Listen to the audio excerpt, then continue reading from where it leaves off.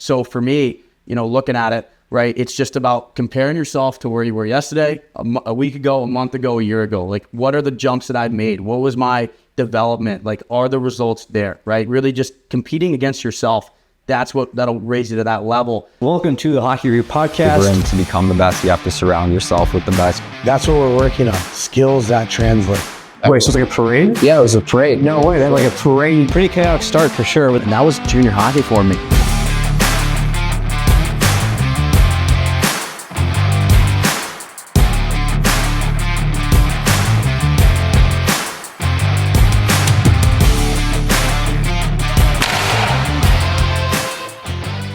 What's up, hockey players? Welcome back to another episode of the Hockey Review Podcast.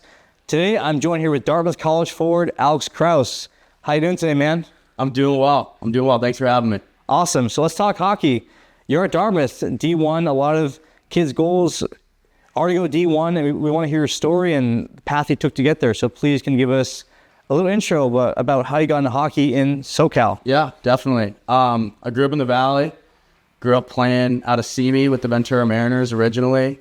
Started playing at 4 years old, and when I hit 8 or 9, going into Squirt, I started playing for the Junior Kings. Played for the Junior Kings for a long time.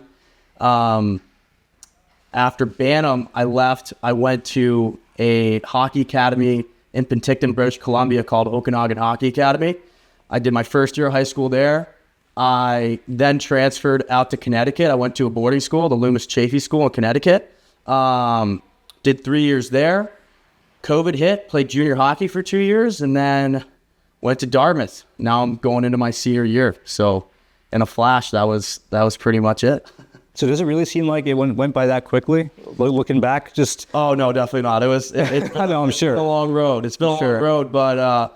a great experience, a lot of life lessons. Really thankful for, the opportunity to continue playing this game and, the experiences that I've had. And it's been great. It's been a ride, definitely.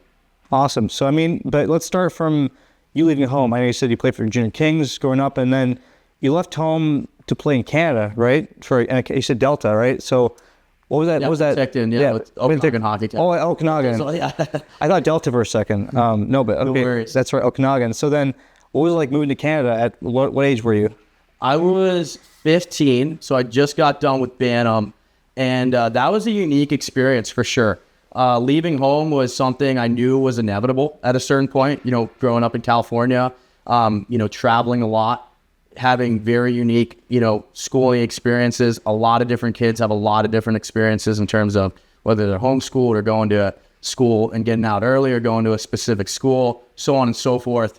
I knew eventually I was going to have to move away. At 15, it was just the right decision for me. An unbelievable program with amazing facilities. Their development platform is second to none, honestly.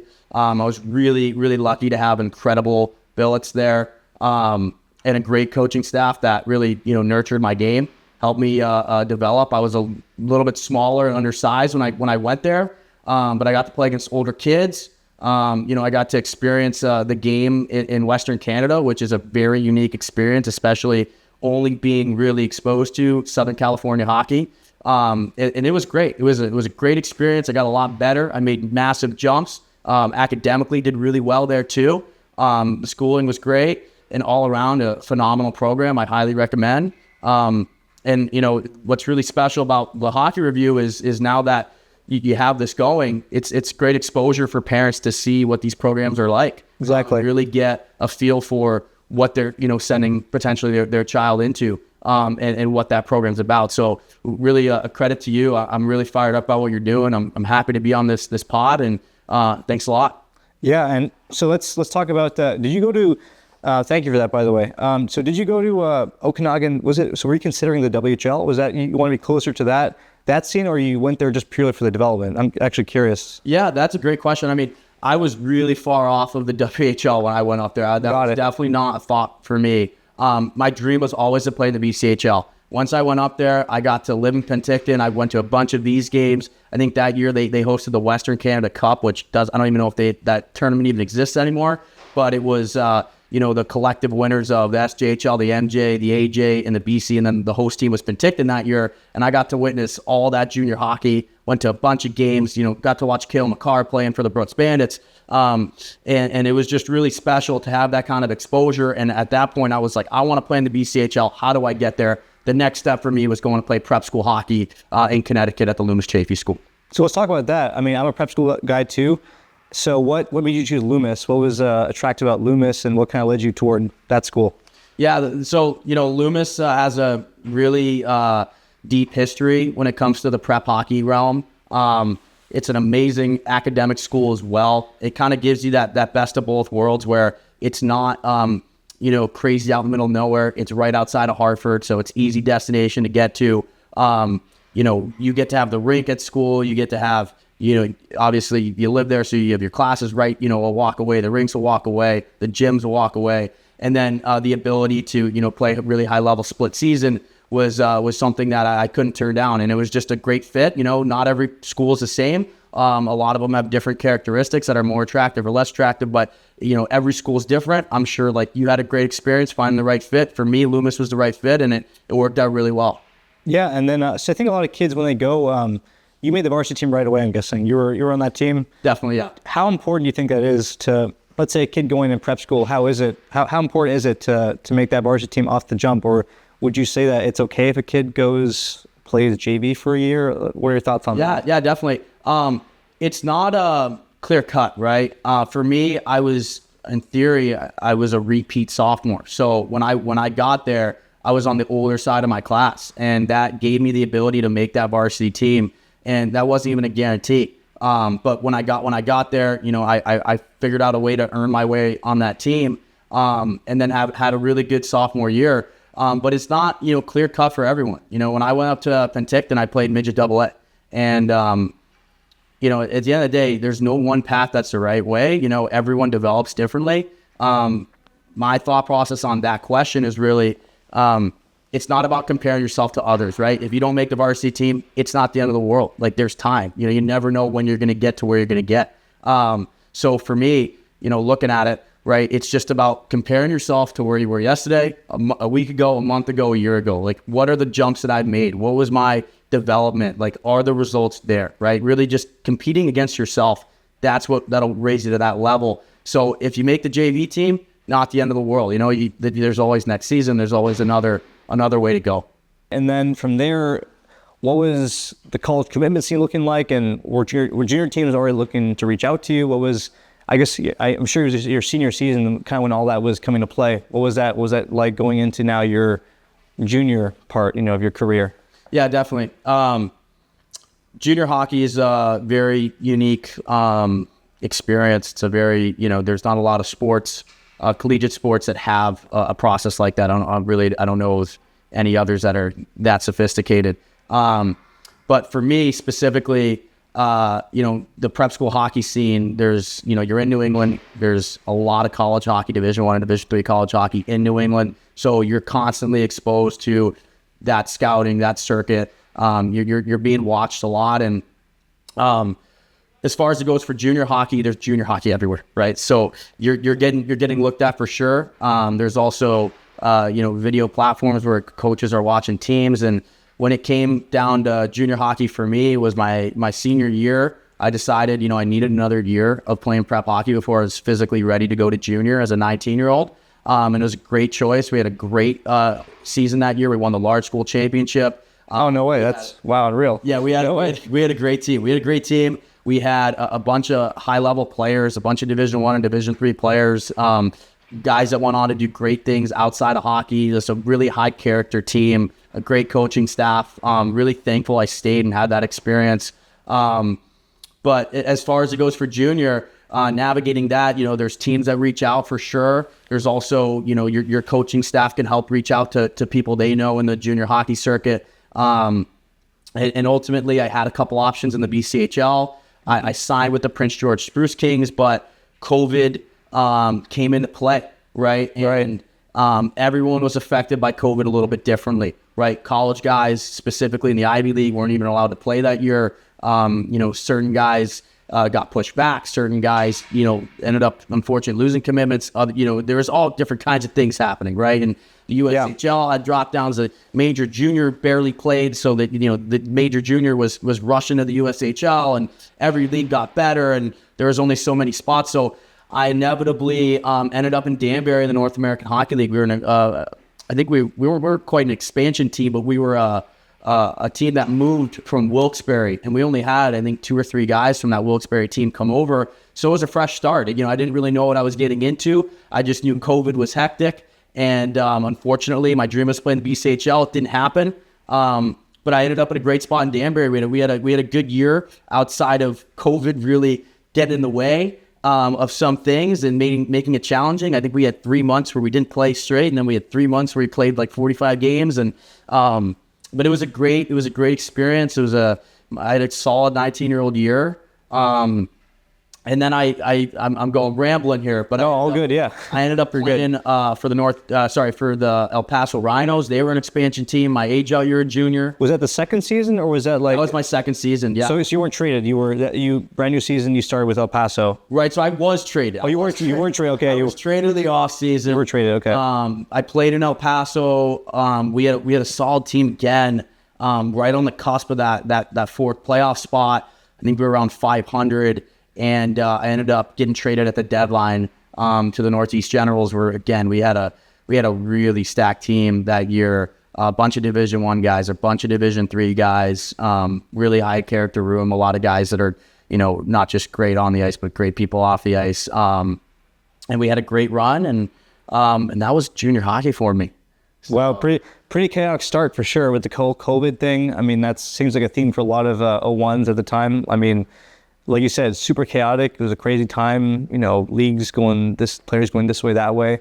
And I totally get it. So, but then how was your experience going from the East to the South Division, the dirty South, as they call it? What was that like, that shift? Our team is, Yeah.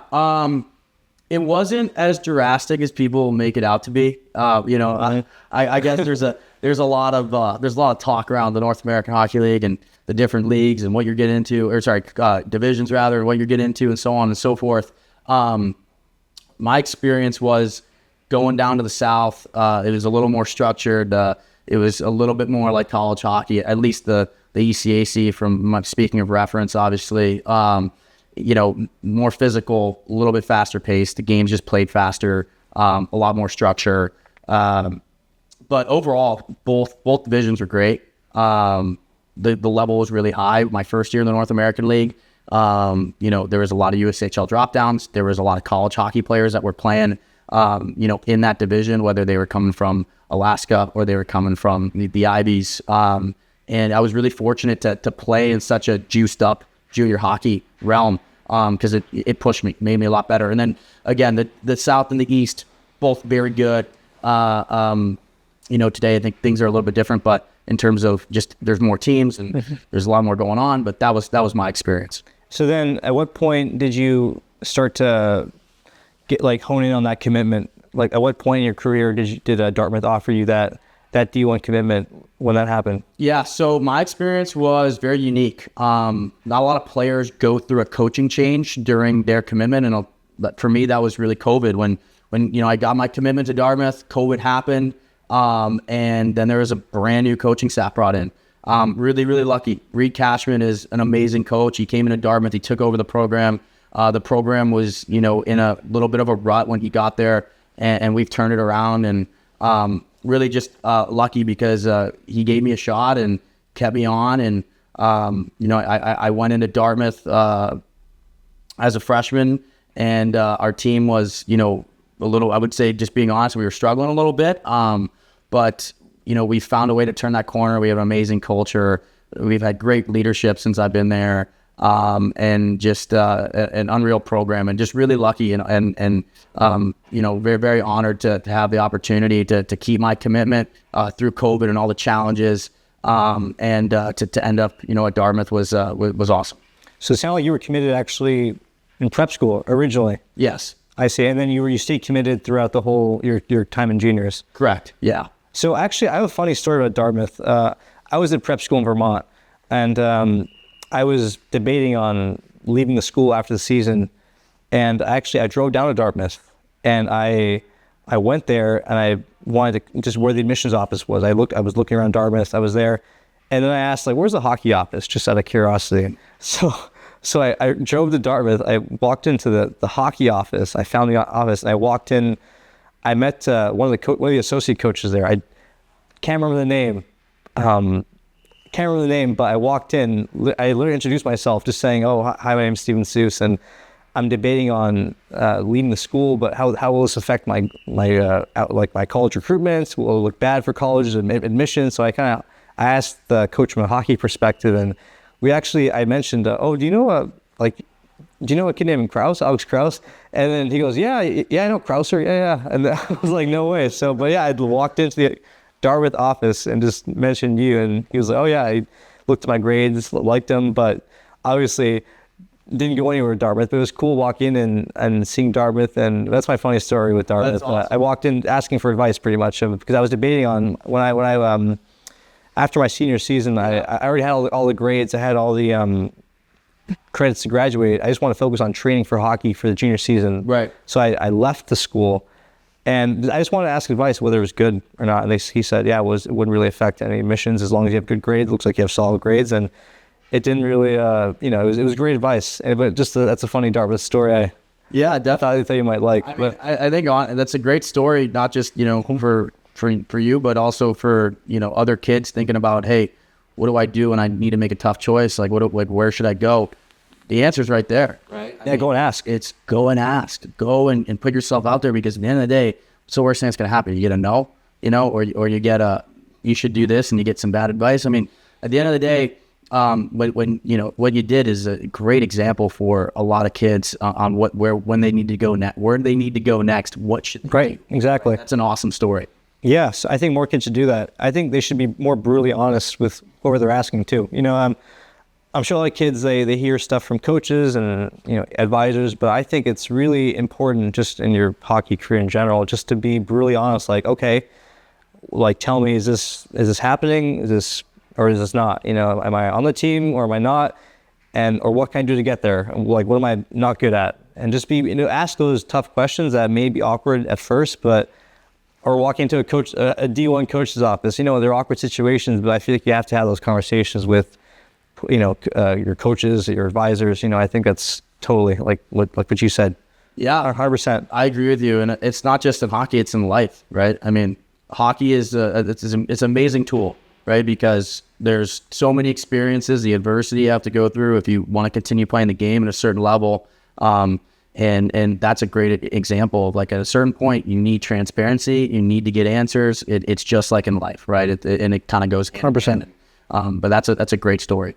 Yeah, and then so now you're at Dartmouth. What was your freshman season like? I mean, that transition was probably a crazy transition from junior hockey to D1 in the ECAC, right? So what was that like? Yeah, it was unique, going from being the oldest guy, or one of the oldest guys rather, in junior hockey, to playing against 22, 23, 24-year-old, 25-year-old, even with the fifth year men.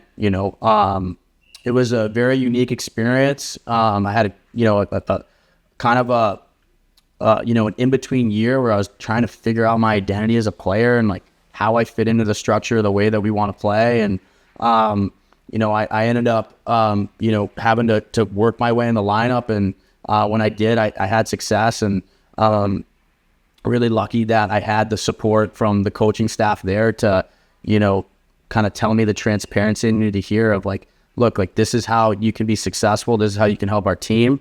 And then really understanding and realizing, okay, that's what I need to do. And there's roles to be played in the game, and there's ways to make yourself effective, and like how important the game is away from the puck, and really understanding that, whereas when you're in junior hockey, it's not really stressed, right? You're not getting the coaching on what's really valuable. A lot of it is just looking at goals and assists, right? And when the game is just so much more than just numbers, right? Like the numbers of goals and assists you have, there's so much more, and there's so many more ways to be impactful in the game and to make yourself valuable. And that was probably the biggest transition, is learning, like, how can I be effective? What can I do to break in, to make myself helpful to the program? And it was really a learning experience for sure. And it made me better. It pushed me. It made me better. Just learned so many lessons that year. Just a lot of really, really great life lessons just through the game, and really thankful. And it was a great year, overall. I'm sure, like in college hockey, players get down to you really kind of get like siphoned into what your role is. I'm sure because it's a bigger game. It's more professional. That's when you kind of like, I know I've just heard like that's in general.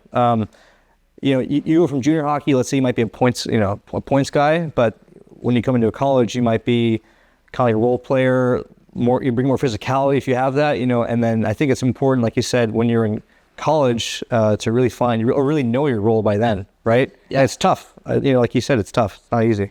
Yeah, definitely. It's, it's funny because when you're in junior and even getting to junior, right, the emphasis is on your talent level and like your points and your numbers don't look like this, so you can't compare to that guy. And at the end of the day, it's not about anyone else, it's about you, right? And like I said earlier, it's like where were you day ago, week ago, month ago. And so when it comes down to the college game, like to win, it takes a team. It takes every single guy bought in to playing the same way. And there's different ways to do it. There's different coaches that have different systems and identities to the way their teams play. But what's really important is, when you get to that level and how good it is and how talented guys are and how fast the game is played and how physical it is, right, is figuring out, okay, what are my traits? Like, what do I do well? And then how can I bring that to this identity of the way that this team plays, right? And so figuring out, well, maybe I was a power play guy on my junior team.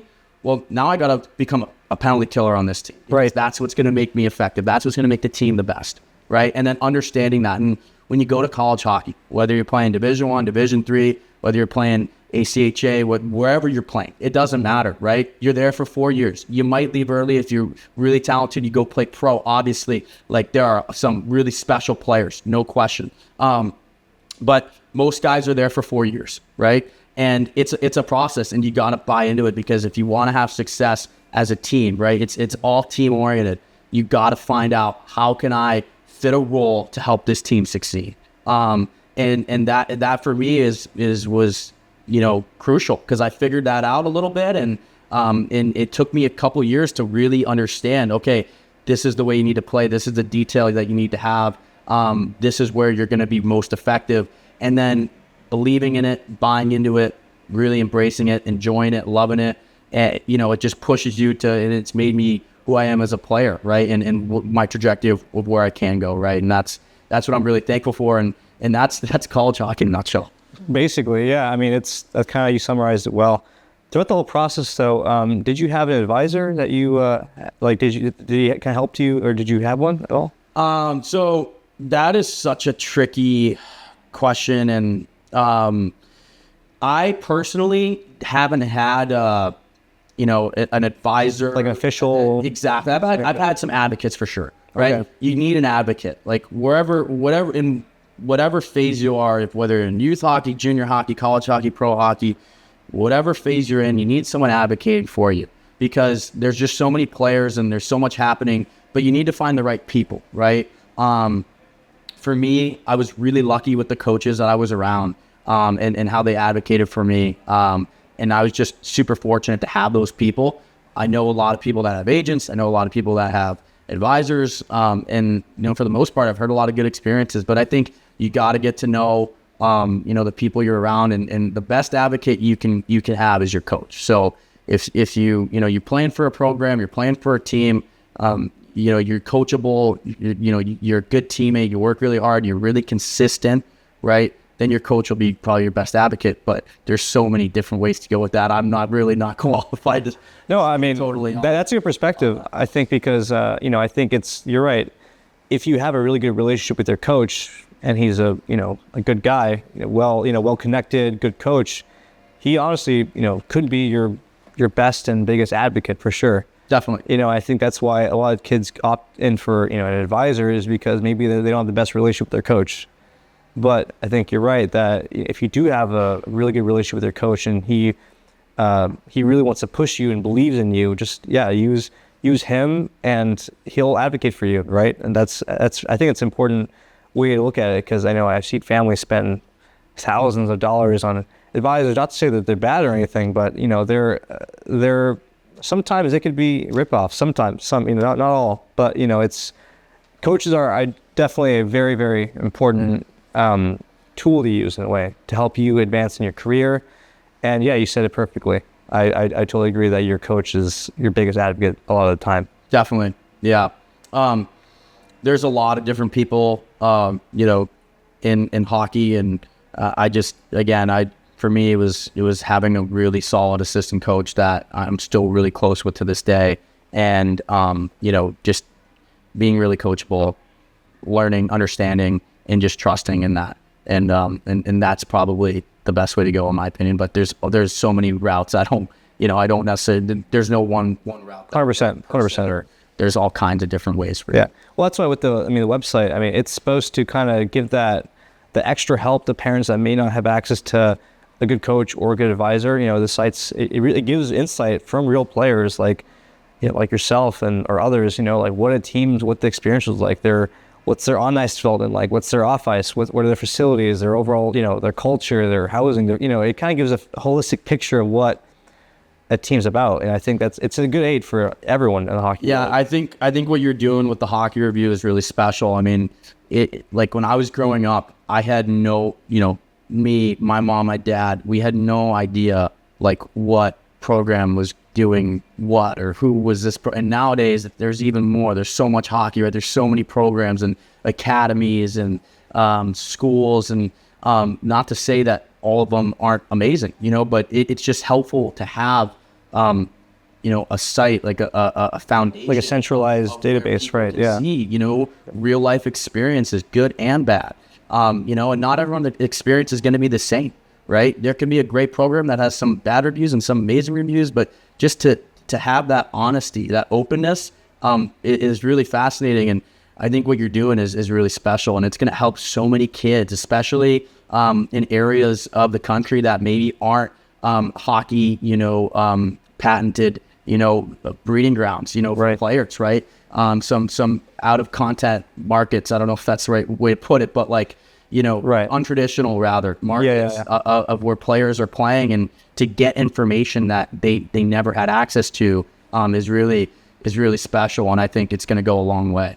Yeah, that's a hope for sure. That's the hope from here. But then now more on teams, like from your whole experience playing, do you kind of have seen a pattern of what non-negotiable things a team should offer for kids, or are there certain things that you see that a team has to have this or that? Do you have some kind of like little things that you've noticed in your experience? At the end of the day, you can't really go wrong if you're getting the ice time and the access to the facilities, and like a non-negotiable would be like the character of the people that you're getting involved with, right? Like for me, like I think it's all about the coaches you're around, the professionalism of the program, that I think is a non-negotiable for me.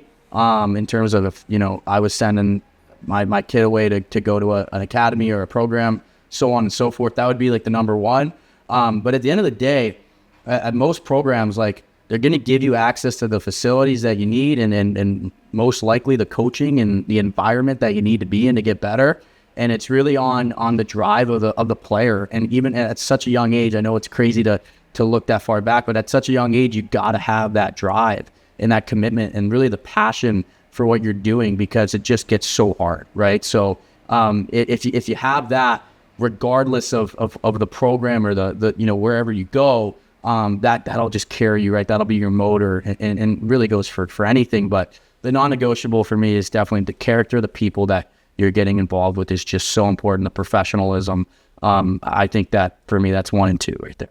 And you're right. I think if, let's say, a program may not have the funds or facilities that may not be the best, if the people there are amazing, they really care about you personally, your development, if they're genuine people, they'll help push you to go to a better place that may have more facilities, more ice time, or better this and that. I think if you're right, it comes down to their character, a lot of the program's character. They'll they should advocate for you to go up and move up in the world. I think that's Definitely. 100%, right? Yeah, I agree. And also on the front of getting better, it's about, the way that you're attacking it, right? So if you're in a program with great professionalism and great people, and they're bringing that energy to the table, right? And as much as you're putting in, you're going to get double out, because that energy it's powerful, right? Like you have that kind of, foundation, right? Of people around you that nurtures your success. And again, like to push you to move forward, that also is a bonus, right?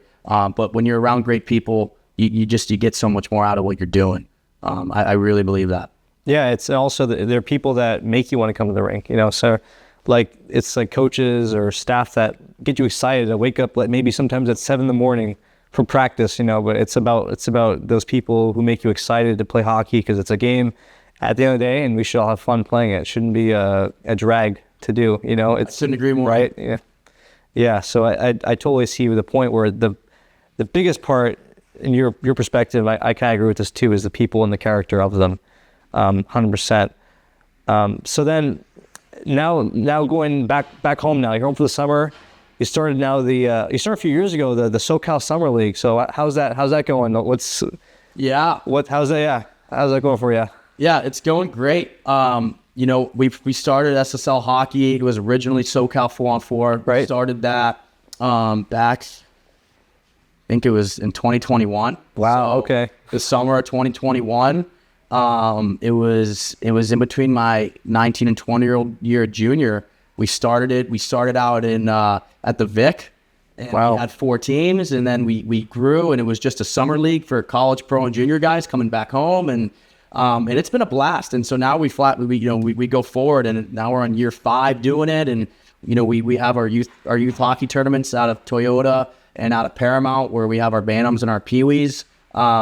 We do a tournament for each age bracket. We've had a great time doing it. I mean, for us, it's it started off as an idea of how to get all these guys together to make a really competitive and fun environment in the summertime that kind of emulates, a little bit of that game pace, a little bit of that game feel, but also that fun of being around, kids you grew up playing with and getting everyone together. And now it's a way for us to really, give back our experiences of how we got from being a youth hockey player in Southern California to playing college, playing pro, playing junior, and then give it back to the kids, right? And really give them a roadmap of, hey, this is what my experience like. Let's talk about it. You got some questions? You worried about where you're playing next year? Are you thinking about how do I get to this level, or you're just trying to enjoy the game? Like we're there, and that's what we're trying to do, and just give a little bit back. Because when I was growing up, we didn't really have much access to college, junior, pro players, and to have those conversations, and to get to see what they were like, and now that's what we're doing with our youth hockey tournaments, and it's been a blast. It's been great to to be a part of it. And I have 2 amazing partners in David and Drew Beaton, who I grew up playing with. I started playing with those 2 out with the Ventura Mariners at, I think we were Mike. We started at so you guys go way back. We go way back, and then wow. We played for the Junior Kings together, and those are 2 of my best friends, and we've been able to do this together, and just really thankful to have that relationship with them, and to give back a little bit, and share experiences and try to guide youth hockey players in Southern California and give them a live look in, along with, the league is just such a blast, and getting all the guys together again in the summer. Like I feel like you kind of helped pioneer that and made it well known in social media that, this is a league or place that all these players we can go catch up at. Maybe we haven't seen each other in years. Go play with them in the summer, have some good skates, good, right? It's been a good, just central meeting ground almost for, all these top, all of top of, SoCal's talent, right? I think that's the way I see it. Yeah, I really appreciate that. When we first started it, the idea was just let's get everyone together, right? Right. Let's have this really fun skate. Let's make it a little more competitive, but let's get everyone together, because there wasn't that, like you said, that centralized, kind of, skate where you had, the 40 or 50 guys in Southern California, and that are playing and getting them all together. So it's just been a lot of fun, and I'm just so thankful for, all the players buying into to playing, and all the experiences we've had has been so much fun, and it's just been a blast. I'm really just thankful to have had the opportunity to have it happen. And now you're, like you said earlier, you're expanding now to younger kids, the Bantam and Pee Wee tournaments, right? That's cool that you're expanding now to the younger kids as well. That's awesome. Yeah, thanks. Yeah, at the end of the day, it's just something that I wish that I had when I was a kid. I just wish that I had access to the experiences that the older guys had, and to be able to do that now, even if it's just a small effect, we're just really excited to have that opportunity to do that. Awesome, man. Well, thank you so much for your insights, your stories. I think we all learned a lot. I think, again, this is the whole point of the podcast and the Hockey Review is to share stories of players and basically pick out, what we can relate to, what others can relate to, and we can kind of teach them just based on our experience. And I think we did a good job of, sharing your insights. Really insightful. Loved it. And thank you so much for coming on. Yeah, thanks for having me. I'm really excited to see, what goes on with the Hockey Review. It's an exciting thing that you're putting in motion here. I think it's going to help so many kids, not just in Southern California, but everywhere. Again, thanks for having me. Really appreciate it. Thanks a lot, Steve. Thank you, Alex. Well, this is the Hockey Review podcast. Thank you, Alex.